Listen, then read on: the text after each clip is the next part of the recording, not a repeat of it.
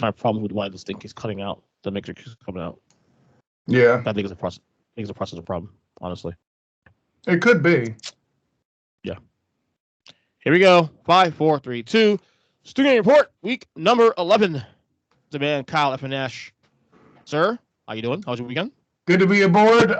Weekend was fantastic. Did you realize that Disney found a way to make a damn theme park out of a stupid shopping mall? I'm 8 hours at Disney Springs the other day, man. What the F is that? I was there actually for the first time with my wife and a couple friends around this time last year. Yeah, it's craziness, man. You can spend a lot of time there and lose a lot of money in the process. Anyway, Disney, I swear to God, is well, I was masked up with a record, but I don't. Yeah, money pit. I told my wife the whole time, Disney World, Disney anything is a money pit for me. Oh, dude, like to kind of put the cherry on top of, from my perspective, the best Disney shirt I've seen is that it has the Disney font, like the way that you write Disney, you know, wherever you see it, whether it's on the park or for De Plus or whatever. In that font, it says something along the lines of the most expensive trip ever, you know, or something like that. It was more clever than that. But the fact that that's sold with the actual Disney branding and font, I'm like, whoa, we're leaning into that. Interesting, you know. Yeah. But yeah, it's there is nothing shocking that is in fact the case, and I'll leave it at that. Right. Okay, we're talking football, of course, on this. Wow. The Chiefs. Are they back? No. I mean, like, well, when you say back, do you mean like, you know, Michael Vick coming back in, I think it was like 2013 or so, 2011, 2013, that area to the Eagles? Or do you mean like Texas Longhorns, Miami Hurricanes back? I like that. Well, to be fair, well, I mean, it is a good analogy because, you know, Chiefs are technically have been in the Super Bowl the last 2 years and, you know, won a championship 2 years ago and all that. So it's not like they have been a good team in recent memory, you know. But, you know, I mean, quiet as kept, they've won 3 straight games, and albeit those first 2 games of the streak was not very impressive. But here we are, and all of a sudden we gone from, in a span of 2 or 3 weeks,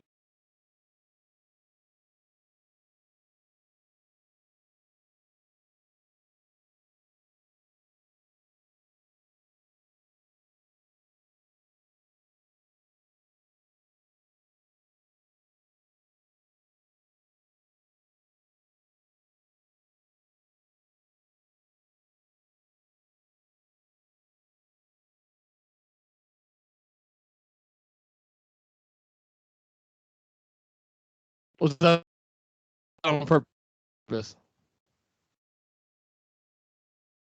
Interesting. Okay, I just got you back. I think we have a problem here. I think. Yeah, I just got you back. You know. Okay, that's on your end, internet. I don't. That the reason I went to Disney Springs is Aaron's cousin was in town, and they went to the T-Rex Cafe, where I think they were seated inside of your laptop to have lunch. I'm making a dinosaur joke. Real quick, so the last 40 seconds, I did not hear it all. You literally mute for 40 seconds. I don't know if it was internet. So were you. I don't know if it was a joke. No, like I stopped talking. Like maybe you reply.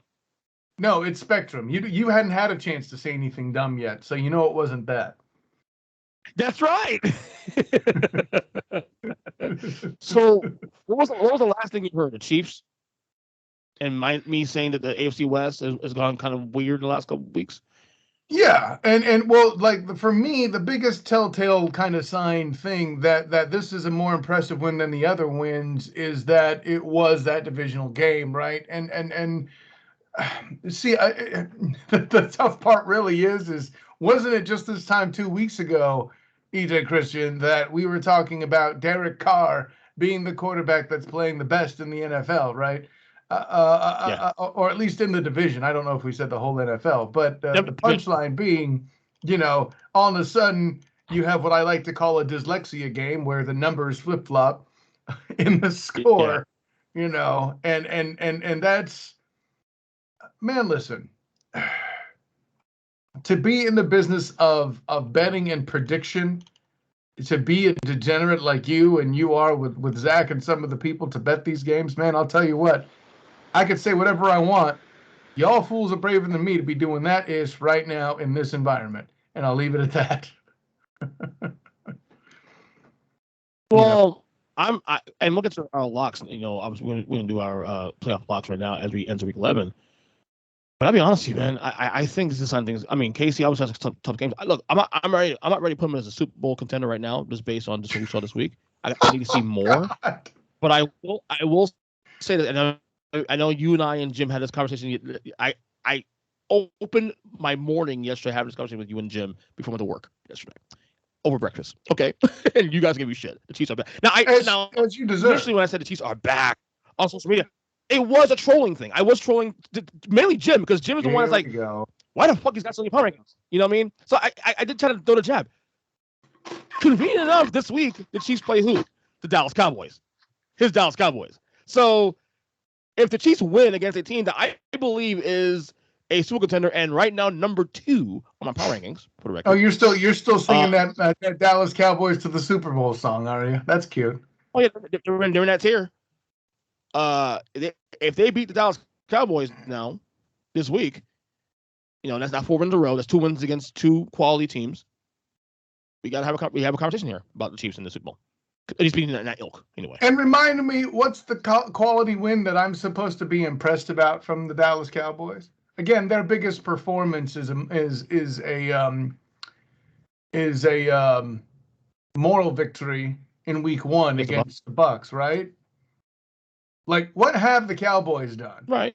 All right. If they beat the Cowboys next week, I'm not impressed. Blow them out. Okay, we'll have that conversation. I'd have to see what happens. But listen, at the end of the day, the Chiefs' defense, oddly enough, held the Raiders to 50 yards rushing, and the leading rusher was Derek effing Carr. Now, I don't know if this is about what's it called? I don't know if this is about, there were 2 turnovers, by the Raiders in the game. It's not like that they played awful, but, the Chiefs also had a mishap themselves, So I'll put it this way. Patrick Lavon Mahomes II throwing the ball 50 times doesn't bother me, especially when you have 94 yards to match. What I don't think the Chiefs can keep up is holding Derek Carr as a team's top rusher, especially a group that has Josh Jacobs and Kenyon Drake, right? I don't see that being a regular thing. So if you're saying, well, hey, if we get that's a bonus, we'll depend on winning shootouts. Typically, that's the Chiefs' formula. And in their defense, Travis Kelce's the leading receiver again. That's what you want to see in the Chiefs, right? Right now, adjusting to people sitting back 50,000 yards, waiting for you to try to go for the long ball. Maybe they actually got disciplined. Oh, by the way, their next highest receiver, a running back, and Darrell Williams, right? So, that's the proof that it might be real. Is it's a change in scheme rather than them just starting to get goods, as the kids say. So, GG. What's that? It's a GG. I think they did research GG. Yeah. That's what it means. Yeah. Well, not get good. That's supposed to be good game, but Oh, okay. That's what you get for trying to traverse into lands that you don't know. I'm old. I'm old. You're only 1 year older than me, so we're in the same ballpark. I'm not trying to be cool anymore. I'm not trying to be cool. It just happens. Damn. I'm not trying to say you're not cool. I'm just saying I'm old and I accept the fact, or I accept the. You said you're old and then pointed out I'm a year older. What the hell is supposed to be implied there? That don't make sense. No, we've been doing this for 8 years now. I never make sense. Stop trying to Come on, Julius. Step your game up. Let's go to the next topic. Okay. Dallas Cowboys. So it's fair to say, and again, we're going for the hip today because I'm not really didn't have any notes, but it's really, honestly, this is pretty easy. guess we feel this differently about the Dallas Cowboys, you and I. So because here's the thing with me and you, I'll have you. No, because I to me, Cowboy teams in the past, you lose to Denver, that's the start of an avalanche. Then you lose more games, and you lose more games, and it's one of those things where the confidence they lose confidence, whatever. This week they not only beat Atlanta, and granted it's Atlanta, we get that. I'm with you because you and the Falcons and we call the Falcons, and it's well deserved. I'm in the same boat. It's not that they beat Atlanta. It's the way they bounce back. I mean, look, they are the Falcons, but Kyle, 43-3. Come on now. So, and I'm going to say this, and feel free to give Big Jim of the Huddle Up podcast the audio if he wants to play it on his show, as I will not be making it this week, as I will be covering men's basketball for UCF by way of the black and gold banneret as they take on the Jacksonville Dolphins, University of Jacksonville. By the way, that's bing for Huddle Up and bing for the black and gold banneret. Yeah. But here's the way I'm going to describe this. Okay. What you have here is a team that had a misstep and lost big, and then came back the next week angry and laid the absolute bejesus upon their next opponent. Who does that sound like, Ernest Christian? The old Patriots? Yes, darn right you knew it was your old Patriots, Pats fan. Damn straight. In a division with a garbage schedule where they happen to have other garbage teams on it, and they make a misstep, and then they respond the way they did. That's Patriot-like. Right. Right? Yes. Accurate. Factual. So, if your actions are Patriot-like, that definitely means you're not a bottom feeder. And by the way, these are my words, not the words of a Pats fan. So don't call me home. That allegedly am, apparently, according to you. But okay. Yeah. I mean, have you heard you on podcasts? All the time? No. Your kid's named Logan after Logan Mankins. I'm not stupid. Logan Mankins was a Giant, too, though. So, hey. Yeah, you must have been conflicted.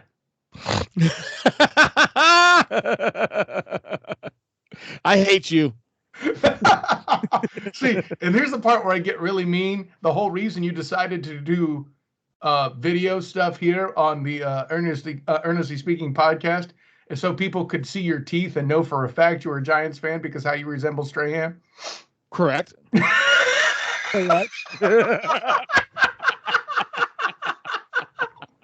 So I can talk and be on Facebook all I want. All you got to do is take a smiling selfie and I lose. Okay. Factual. Speaking of doing dances, Cam Swag's back. What the hell is that about? Ooh, weren't you happy? But I mean, look, I'm happy about it, but gosh, how can I be happy for somebody to be set up to fail? Honestly, you don't think there's any value in, at least in the short term, for Carolina? He can't be worse than Sam Darnold's played the last month. Well, right, and way to set the bar nice and high there, Chief. I mean, that's what I'm saying. The whole reason they went to go get him is because they think they have playoff life. Right. And I'm just like, ooh, sorry. See how I went Trebek on that one? Like, from a certain standpoint, I like the makeup of him and another solid running back. That was his bread and butter for how many years? Granted, the running back would be different throughout his life. Whether it would be D'Angelo Williams or, I could go down the list if I was really remembering, but I'm not right now. And then somehow or another, we would get hurt. So Nick Goings to take snaps. There you go. There's some Panther trivia for you. Nick Goings, mother beep. Right? Yeah. It's not Tim Banaka-Patuka ancient, but it's ancient. Okay. Anyway. Yeah. So I haven't heard that name in ages. What, Tim Banaka-Patuka? Yeah. You're welcome. A long time. It's up there with Chris Matu Ma'afala. Damn, you're good at this shit. Anyways. I'm gonna say, I mean, the Cam Swag's back. I'm happy. I mean, obviously we'll see what happens there. Cowboys, different sides of the fence. The Green Bay Packers, I feel like the defense is not a thing. It's not just Aaron Rodgers anymore. You have to be careful with that, Ernest Christian, because it's the type. This is dependent on the type of team they're playing, right? I feel like, well, first of all, may we reiterate, is there a more anemic offense than the Seattle Seahawks? Probably, but there's not many of them. Even with Russell Wilson back. Right. I mean, listen, as much as Danny Thompson wants to try to tell me that DK Metcalf and company are a good receiver core, they are not. Okay, they are good because Russell Wilson buys more time in the. This guy, listen, this guy has to be a real estate agent of some sort because all he does is buy real estate on every field, in the backfield, behind the line. You know, I'll leave it at that too. That and. The Seattle Seahawks defense is not a fraction of what it used to be, and B, somewhere in there they're facing Aaron Charles Rodgers. If you didn't have the Packers winning this game, ones. What's that? You said it properly. His name properly. No, excuse me, Aaron Charles Rodgers. Sorry, I was too busy preaching about Russell Carrington Wilson that I got distracted. Yes, right. You know, but so, yeah. No, go ahead. Go ahead. Aaron Charles Rodgers is going to cancel out any defense. I get it, but like, if you keep your gaps and play disciplined, you have a better chance of actually beating the Seahawks in this day and age, I would say. Dub.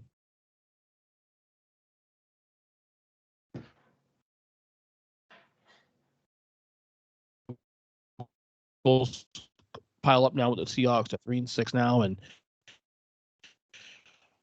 obviously it's still in the playoff race, but it's going to get very tough as we get down this last stretch here. It does divide. Feels like no, same talk race to people. That is the end. This is it. Like 100%. This is last year's, and this last stretch here will be the end. And then before, and I have friends with Seahawks fans, and one particular all the time, always the whole Sierra husband thing he does, and they should trade him, get rid of him, and get draft picks. And I'm defending the fact that first off, this idea that quarterbacks like him growing on trees is a simple thing. I referred to Miami Dolphins the last 22 years, and how after Marino they still have that guy yet. The Bears have not had a quarterback pretty much since ever. And stuff. Since ever.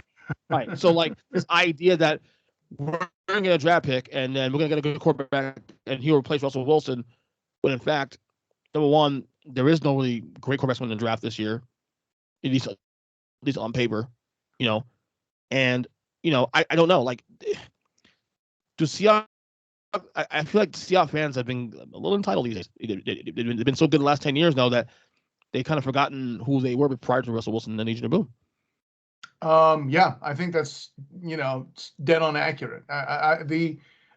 Having been to a game in Seattle and see those fans act entitled and spoiled is a great term for them, and it's all going to come crashing the hell down,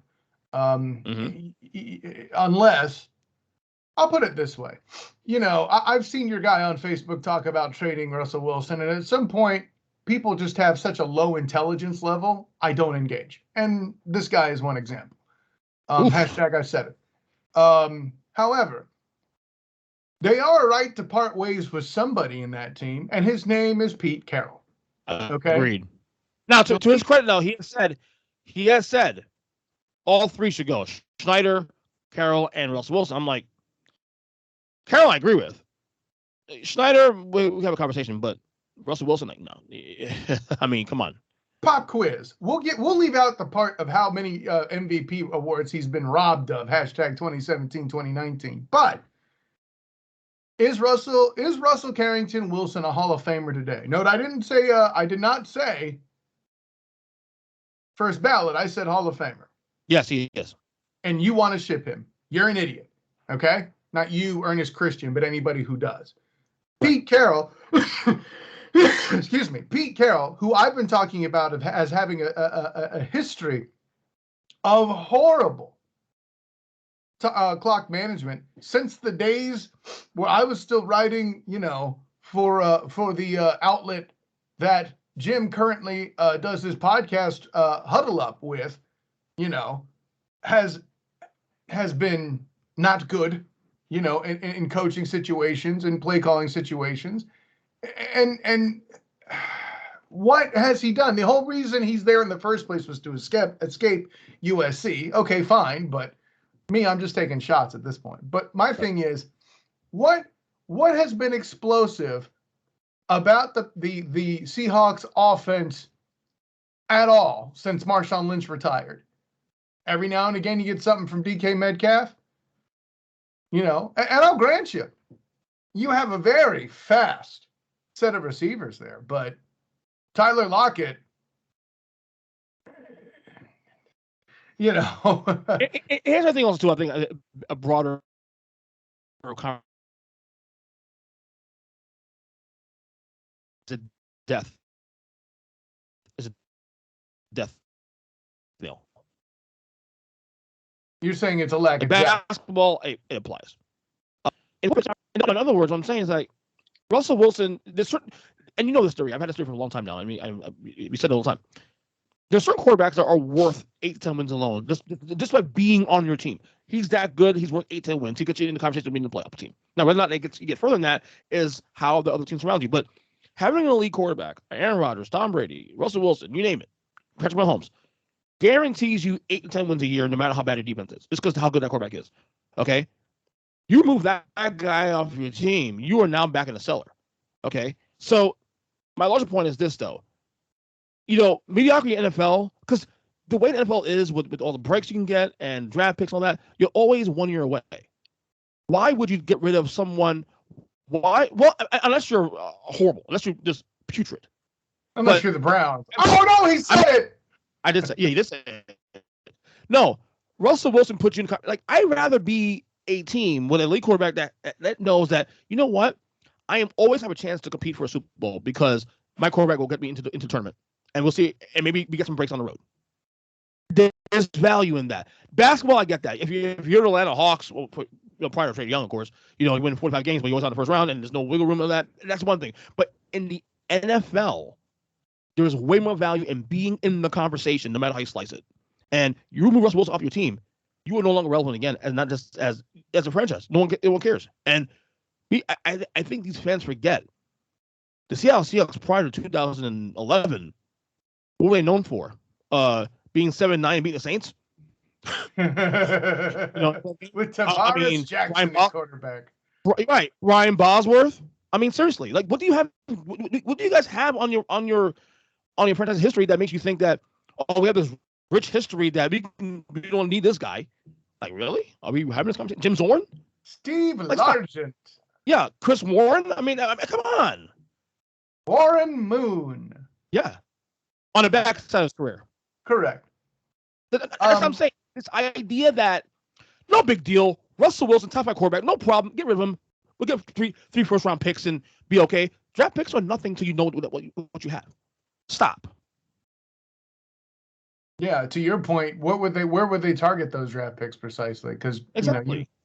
I'll put it. I like that you said Trae Young, because completely by accident you put in a basketball analogy that's wildly appropriate. Even Trae Young, for his rookie year, the Hawks were basically pointless. But then suddenly people start coming back from suspension and injury. I'm not even talking about free agent acquisitions at that point. Granted, because it's the NBA, the roster is how much smaller again? But all it takes is a few players to do what was expected, and all of a sudden, bingo bango, the Hawks are a damn playoff team. I'll grant it's in the East, which is a whole other conversation, but East is better now. He's on the court. Yeah, the East is better, sure, but we're talking about Trae Young's rookie year. Back off. Okay, good point. Good point. You just said that. All of a sudden, now with those pieces back in place, they're playoff worthy, and I think the Seahawks are in that same state of mind. You don't have to rebuild the Legion of Boom defense. I think that is asinine to hope for. But to get a pass rush good again, when you had, Cliff Averill and company up front, along with, hey, Bobby Wagner's still there, but that crew, heck, I remember a time when I thought the guy named Peterson that was better was Julian Peterson at linebacker for the 49ers, who also went to the Seahawks later in his career.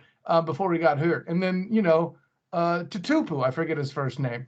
Those guys, you can't expect to rebuild a group like that, but you can at least get a few players for a pass rush and maybe somebody who can block, for the love of Pete. Max Unger, it just hasn't been the same since he left, and nobody wants to talk about that because he's a center. Well, plus ain't Russ Wilson's fault that he decided to give up draft picks for Jamal Adams. I'm just saying, which is a dumb move on itself. That's not a Russ Wilson problem. That's a front office John Snyder / Pete Carroll problem.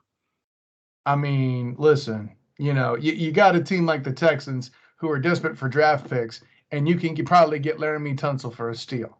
I'm just saying. Right. Okay, let's get to the locks. So if the playoffs started today, right now, as I get this here, conference standings. Here we go. I finally have it here. So let's pick the conference. AFC, NFC first. Which one to do? Man, I feel like the NFC will be easier, so we should do that first. Okay. So right now, your 4 division winners currently right now are the Green Bay Packers in the north, the Arizona Cardinals in the west, Dallas Cowboys in the east, and the Tampa Bay Buccaneers in the south. Your 3 wild cards right now, currently, for today, are LA Rams, New Orleans Saints, and the Carolina Panthers at 5-5. I think this is pretty simple here, most part. I mean, you're the student of the game, so go ahead.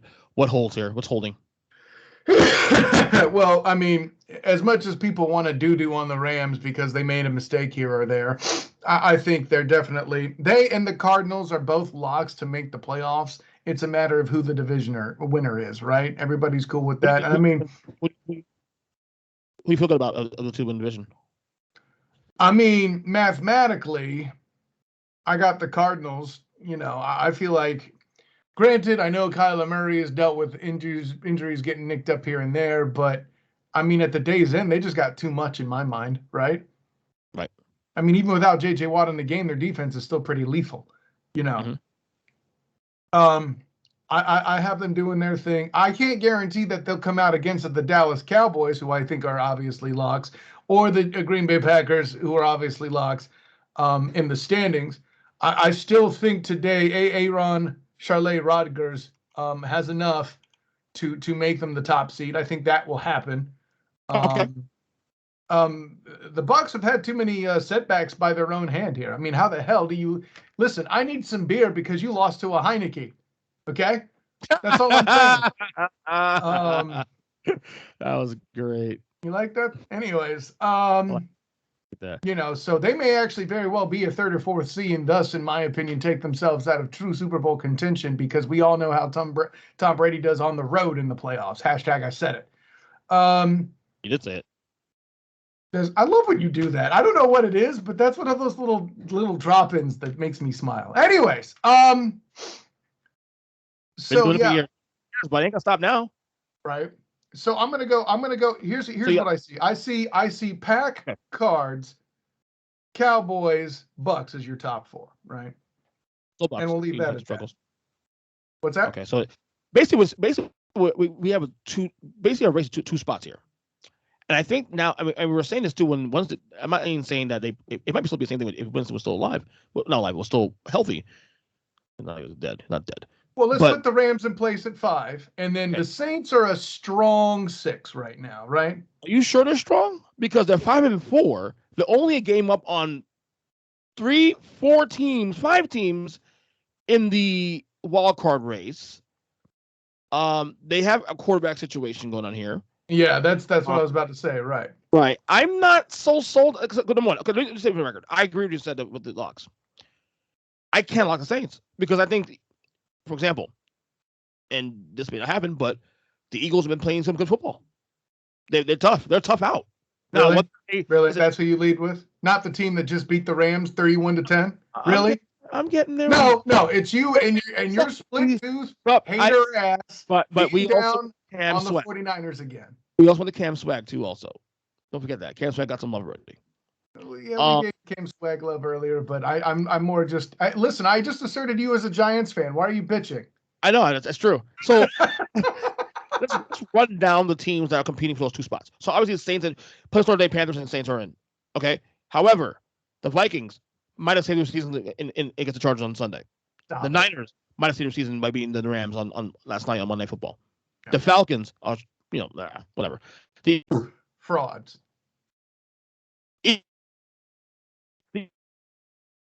Beat Denver. And then obviously you still have the Seahawks and I don't know, the Giants, I don't know, whatever. My point is those two spots are wide open. And the Saints have their issues. Yeah. The Panthers, we'll see. Does Cam help? I don't know. So I'm with you. I think your locks are accurate. I think the interest in this conference is those last two spots. Yeah, there's two spots in 5 teams. That's the race, right? Right. And for all the ish people want to talk on the Niners, including a lot of Niners fans out there. There's a guy out here, local radio in Florida, Rob Stats Guerrera, who all he does on his Twitter feed is just take a dump on the Niners on a regular basis. I didn't block him or unfollow him, but I did mute his feed for a while. I'm like, bro, you're out of, just stop. Right. All right. Go ahead. Yeah.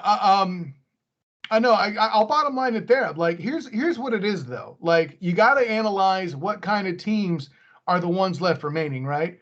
I feel like the Saints may not be designed for late in the year weather, but they do play indoors, right?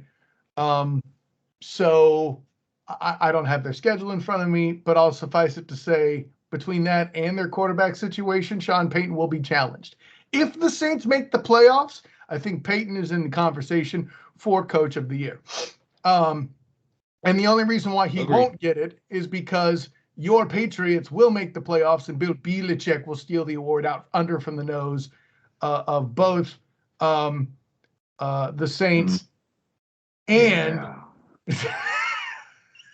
and you heard that. I wasn't ready. From the Saints and possibly or Mike Tomlin or even John Harbaugh. I got to throw that out there too. So, all right, let's get to the AFC right now. The AFC, a little more messy. I said last week in the podcast that you could argue that 1 through 7 is wide open just based on the situations going for each team. So right now, the playoffs are today. The AFC is follows. The Tennessee Titans lead the AFC North. The South. The Buffalo Bills lead the AFC East. The Baltimore Ravens lead the AFC. I'm brain dead. I don't know why. The North, and the Kansas City Chiefs now lead the AFC West. Your playoff teams right now, if it starts today, are as follows: the 5-seeded Steelers, who had a tie against the Detroit Lions. The 6th seed is my New England Patriots, and the 7th seed is the Los Angeles Chargers. However, there is a complete clusterfuck between 1, 2, 3, 4, 5, 6, 7, 8 teams, all with 5 wins. And I made a case a couple days ago on my podcast for the Dolphins get some ground if they can run the table at least next month. Yeah. By the way, we've caught on to you talking about the Dolphins a lot to throw people off the scent of you being a Patriots fan. You need to stop that shit. Okay. I live down here. Come on now. I live down here. Stop. Yeah, I know. And Dan Lebitard is good. He's just not a sports guy anymore. Anyway, can I shock you real quick? I have one lock here only. Okay. I'm gonna shock you. Okay, I have 2 locks here, but one lock definitely in terms of the division. Chiefs. Just the chance. Stop it. Get out. You tried and get out. Broncos, Chargers, you tried and failed. Chiefs lock them up. Get Tennessee out. by default. Tennessee by default had a big lead. Tennessee going to play how you sliced it. Although, I mean, the problem is, do you see Tennessee failing in the next couple weeks? Because I mean, if teams catch on, but no, they're still going to win the damn division. Probably. They're up 3 games, Julius. Okay. So Texans, Patriots, Jaguars, Steelers, Niners, Dolphins. They're okay. There's at least 10 wins. 10-win season here for the Titans. 2 Texans game, a Jaguars game, 11 wins there. Well, no, they've already played the Jags twice, I think. No. If they do, once. They put on 12th of December. Oh, okay. Yeah, okay, you're right. That's the one late in the season where the Jags are not at home. That's correct. Yes. Right. I had to think about that. So Titans are a lock no matter. Yeah, probably division at this point now. 3-game lead, 4-game lead. When you think about the head-to-head, but my whole lock is the Chiefs. That is it. Okay. Champions. Knock it, motherfucker. And listen. I appreciate your aggression. You were a genius on the Huddle Up podcast. Bing! When you said that this year's Alabama Crimson Tide football team was going to be the greatest of all time. You nailed that one. So I have every reason to believe that this ridiculous horse maneuver of equine BS. That's right. I just combined the S with horses and bulls for this take of yours. Just stop it. Okay? Come on, man. What are you? I know you're in Miami and you're talking about the Dolphins, but the Canes aren't back. Stop it. Okay? By the way, thank you for setting me up to make that joke twice. And I just catered to you as an FSU fan. Now I feel dirty. Anyway. Where's the Rock? I need a hug. No, but yeah, the Titans for me are the clearest far and away lock. And you said you had two of them once you had half a brain.